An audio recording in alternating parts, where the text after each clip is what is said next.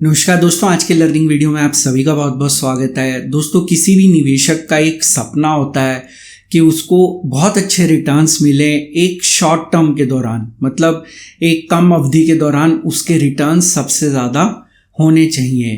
तो दोस्तों, आज के इस वीडियो में हम डिस्कस करेंगे कॉर्पोरेट एक्शन स्ट्रेटजीज जिनकी सहायता से आप एक कम अवधि के दौरान बहुत ज़्यादा रिटर्न्स जनरेट कर सकते हैं। तो दोस्तों, बेसिकली ये जो कॉर्पोरेट एक्शन स्ट्रेटजी होती है, इसको सिंपल टर्म में अगर कहा जाए कि जो भी कॉर्पोरेट एक्शंस होते हैं, जो कंपनी की तरफ से एक्शंस होते हैं, आप उनको ट्रैक करके बहुत आसानी से अच्छा खासा रिटर्न जनरेट कर सकते हैं। लेकिन दोस्तों, यहाँ पे केवल एक ही पेच अटका होता है कि आपको पूरी समझ होनी चाहिए कि ये कॉर्पोरेट एक्शंस का क्या इम्पैक्ट पड़ेगा स्टॉक के ऊपर, जिसको काफ़ी ज़्यादा निवेशक जो है ठीक से जज नहीं कर पाते, भांप नहीं पाते।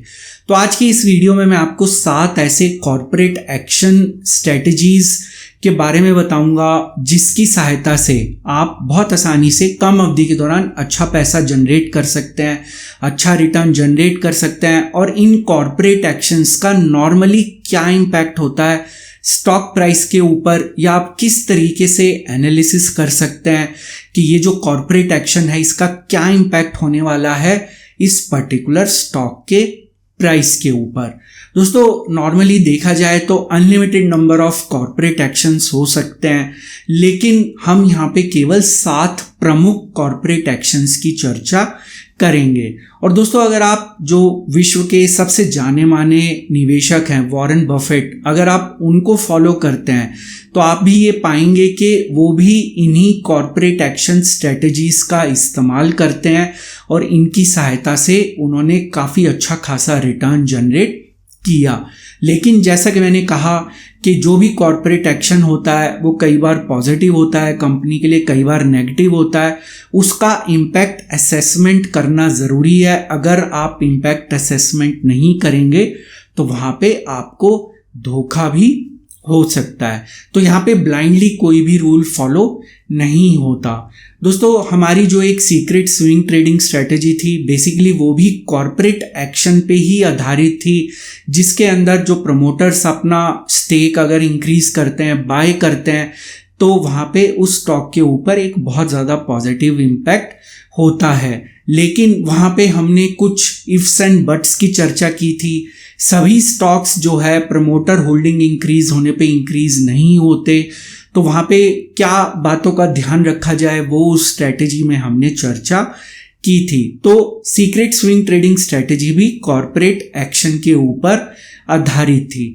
तो दोस्तों, चलते हैं 7 स्ट्रेटेजीज के ऊपर। बहुत सिंपल पॉइंट्स हैं और मैं इनको बहुत आसान भाषा में आपको बताने की कोशिश करूंगा। दोस्तों, यहाँ पे सबसे पहला और सबसे बड़ा कॉर्पोरेट एक्शन किसी भी कंपनी के लिए होता है आईपीओ। जब भी कंपनी आईपीओ लेके आती है, इसकी चर्चा हम बहुत बार पहले भी कर चुके हैं, तो हम इस पॉइंट पे ज़्यादा समय नहीं लगाएंगे।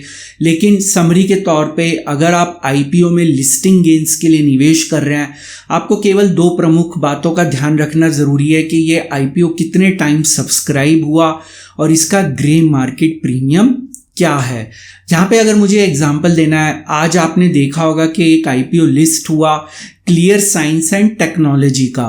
दोस्तों, ये 100% प्रीमियम के ऊपर लिस्ट हुआ, मतलब आपका पैसा यहाँ पे डबल हो गया होता। इसके कारण क्या था दोस्तों? इसका कारण ये था कि ये लगभग 100 गुना सब्सक्राइब हुआ था, लगभग 96 टाइम्स ये सब्सक्राइब हुआ था रफली, मतलब आप कह सकते हैं कि ऑलमोस्ट 100 टाइम्स ये सब्सक्राइब हुआ। और दोस्तों, इसका ग्रे मार्केट प्रीमियम जो है 70% था। तो ये 2 फैक्टर्स कंसीडर करके आप किसी भी आईपीओ में जो यूफोरिया होता है उसका फ़ायदा लेके वहाँ पे अपने पैसे को बहुत कम समय में आप जो है ग्रो कर सकते हैं। दोस्तों, यहाँ पे दूसरा जो बहुत आसान तरीका होता है वो होता है बायबैक ऑफ शेयर्स। इसकी चर्चा भी हम पहले कई बार कर चुके हैं। टीसीएस का जब बायबैक हुआ था हमने तब भी उसकी चर्चा की थी। यहाँ पे भी आप एक छोटी अवधि के अंदर एक बड़ा रिटर्न जनरेट कर सकते हैं। नॉर्मली दोस्तों, जो बायबैक होता है वो प्रीमियम के ऊपर होता है। मतलब मान लीजिए स्टॉक का प्राइस अगर 2600-2700 चल रहा है, जैसा कि TCS के केस में था, उस समय उसका प्राइस 2600-2700 था और बायबैक जो है वो 3000 पे किया गया था, जिसकी चर्चा हमने एक वीडियो में विस्तार से की थी। आप वो वीडियो जाके देख सकते हैं। और दोस्तों यहाँ पे अगर प्रमोटर्स पार्टिसिपेट करते हैं बायबैक में तो वो और भी ज़्यादा एक पॉजिटिव सिग्नल होता है, जैसा कि इन्फोसिस के केस में हमने देखा था। और यहाँ पे दोस्तों बहुत सिंपल सा रूल होता है कि अगर बायबैक प्रीमियम पे किया जा रहा है तो इन ऑल प्रोबेबिलिटी स्टॉक का प्राइस जो कि इस समय बायबैक प्राइस से कम चल रहा है, डेफिनेटली बायबैक प्राइस को ज़रूर मैच करेगा। तो ये एक बहुत सिंपल सी कॉर्पोरेट एक्शन स्ट्रेटेजी है।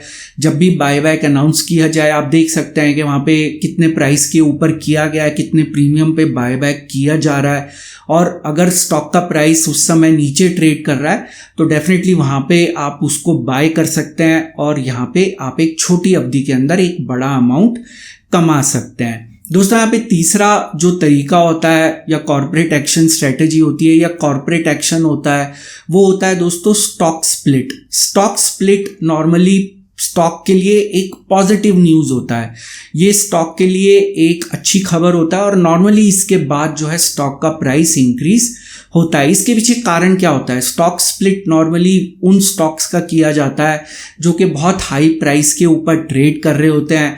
तो जब स्टॉक स्प्लिट किया जाता है तो उसी रेशो के अंदर स्टॉक का प्राइस कम हो जाता है, लिक्विडिटी इंक्रीज हो जाती है उस पर्टिकुलर स्टॉक की, और ज़्यादा निवेशक जो कि उस पर्टिकुलर स्टॉक के प्राइस की वजह से उसको नहीं खरीद पा रहे थे वो उसके अंदर निवेश करना शुरू कर देते हैं। तो दोस्तों यहाँ मैं एग्जांपल देना चाहूँगा आइशर मोटर्स का कि स्टॉक स्प्लिट जब भी होता है वो नॉर्मली पॉजिटिव होता है स्टॉक के लिए, अनटिल अनलेस कोई बैड न्यूज़ ना आ जाए।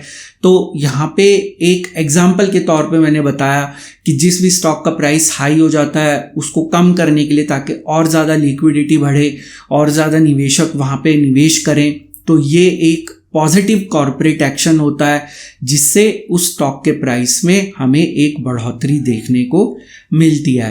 दोस्तों यहाँ पे जो चौथे नंबर की कॉर्पोरेट एक्शन है बहुत इंटरेस्टिंग है और इसको आप ध्यान से सुनिएगा अगर आप एक लंबी अवधि के निवेशक हैं। दोस्तों इसको कहा जाता है स्पिन ऑफ या डीमर्जर। यहाँ पे मैं रिलायंस का एग्जांपल लेना चाहूँगा। दोस्तों रिलायंस जो है ये बेसिकली इस पर्टिकुलर कॉर्पोरेट एक्शन स्ट्रेटेजी में बिलीव करता है जहाँ पे स्पिन ऑफ कर दिया जाता है बिजनेस को या डीमर्ज कर दिया जाता है या उसका प्लान होता है डीमर्जर करने का। तो दोस्तों यहाँ पे बेसिकली वैल्यू अनलॉकिंग की जाती है। वैल्यू अनलॉकिंग किस तरीके से की जाती है मैं आपको रिलायंस के एग्जांपल से एक्सप्लेन करूँगा। दोस्तों इस समय रिलायंस के 3 मेजर वर्टिकल्स हैं। एक पहला है O2C, इसको कहा जाता है ऑयल टू केमिकल। इसके अंदर पूरा जो पेट्रोकेमिकल्स का बिजनेस है, रिफाइनरी का बिजनेस है या फ्यूल रिटेलिंग का बिजनेस है, सारा बिजनेस इस पर्टिकुलर वर्टिकल के अंदर जो है डिफाइन किया गया है। इस वर्टिकल को कहा जाता है O2C, ऑयल टू केमिकल। दोस्तों दूसरा उन्होंने वर्टिकल क्रिएट किया डिजिटल का, जिसके अंदर जियो आता है।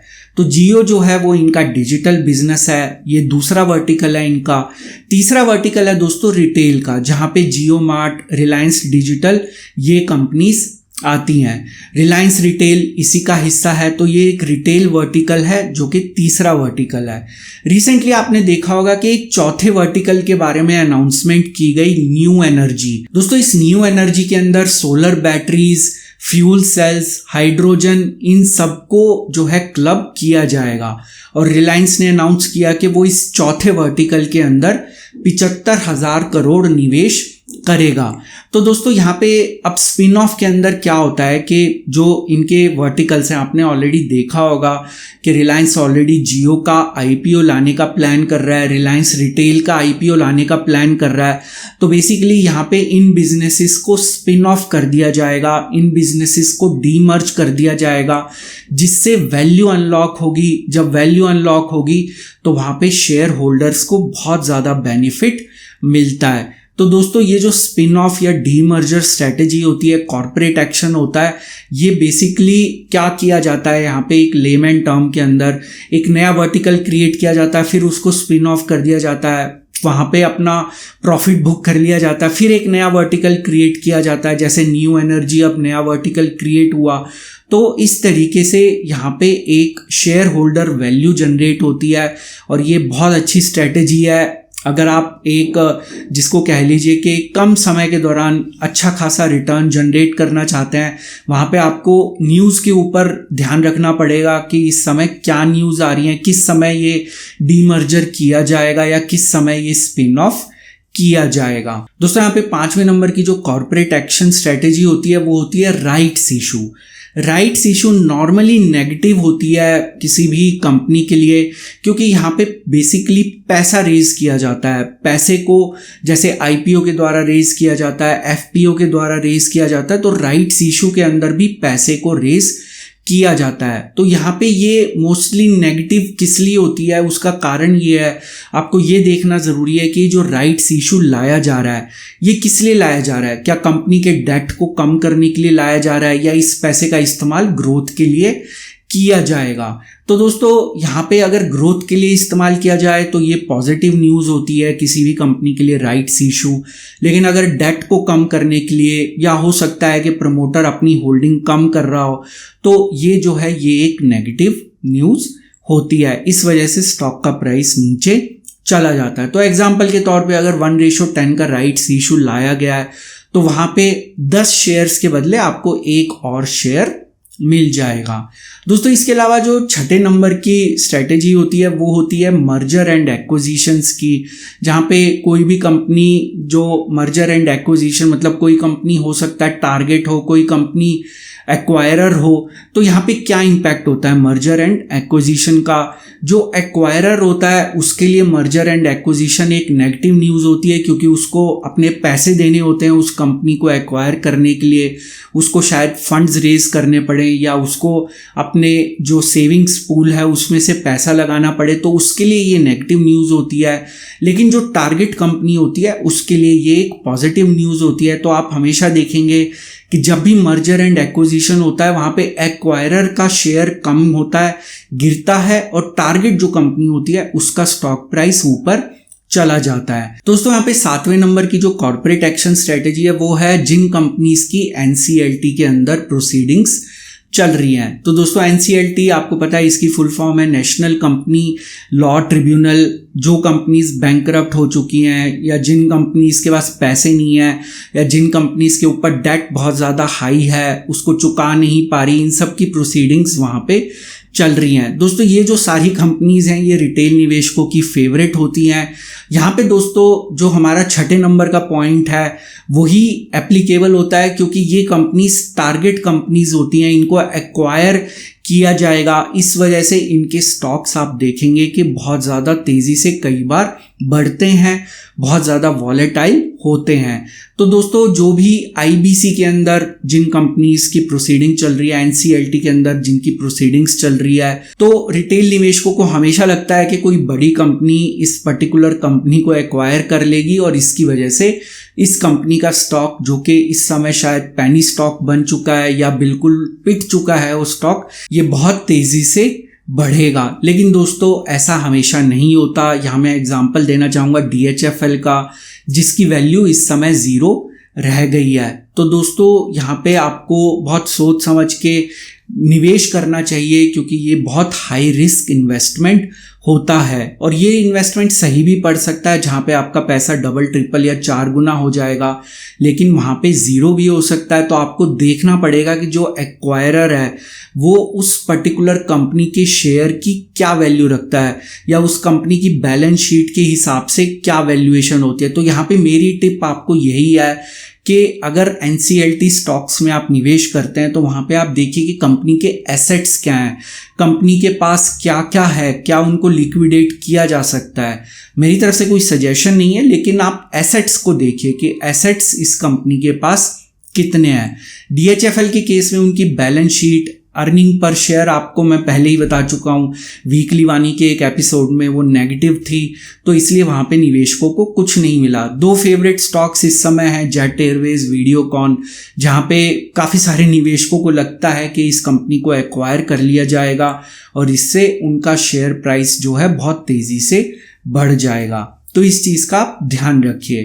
तो दोस्तों ये थी 7 स्ट्रेटेजीज और इनसाइडर ट्रेडिंग के बारे में मैं आपको पहले ही बता चुका हूं, जिसके ऊपर हमारी सीक्रेट स्विंग ट्रेडिंग स्ट्रेटेजी आधारित थी।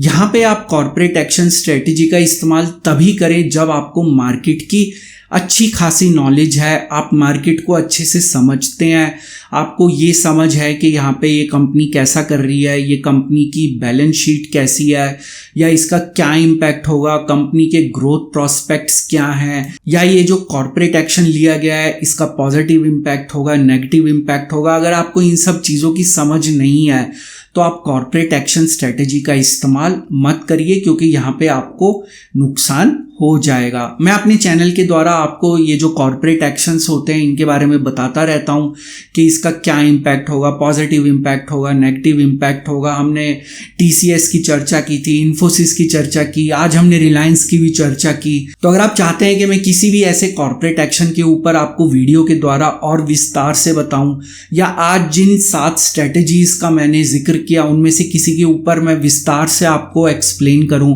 या विस्तार से आपको बताऊं उसके बारे में, तो आप नीचे कमेंट्स के द्वारा मुझे बता सकते हैं। मैं उस पर्टिकुलर कॉर्पोरेट एक्शन के ऊपर एक डेडिकेटेड वीडियो आपके साथ ज़रूर शेयर करूंगा, लेकिन इन सब की चर्चा हम रेगुलर वीडियोस में करते रहते हैं।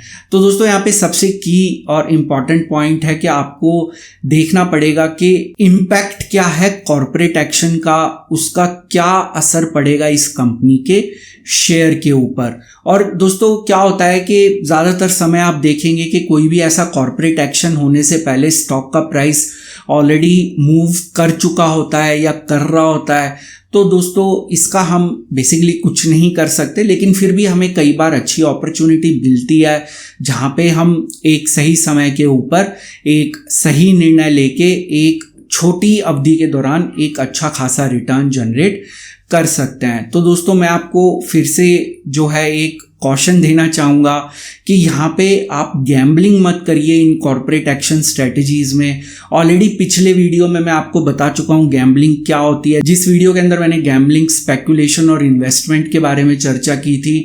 तो यहाँ पे कोई भी स्टैंडर्ड थंब रूल नहीं होता किसी भी कॉर्पोरेट एक्शन का, हर एक कॉर्पोरेट एक्शन अलग होता है। लेकिन इसमें 2 सिंपल या जिनको कह लीजिए 2 सबसे आसान जो स्ट्रेटजी समझने वाली हैं वो है दोस्तों बायबैक और आपका स्पिन ऑफ। इनको आप बहुत आसानी से जो है जज कर सकते हैं, एनालाइज कर सकते हैं। इसमें कुछ ज़्यादा हमें जो है डिटेल्स में जाने की आवश्यकता नहीं है।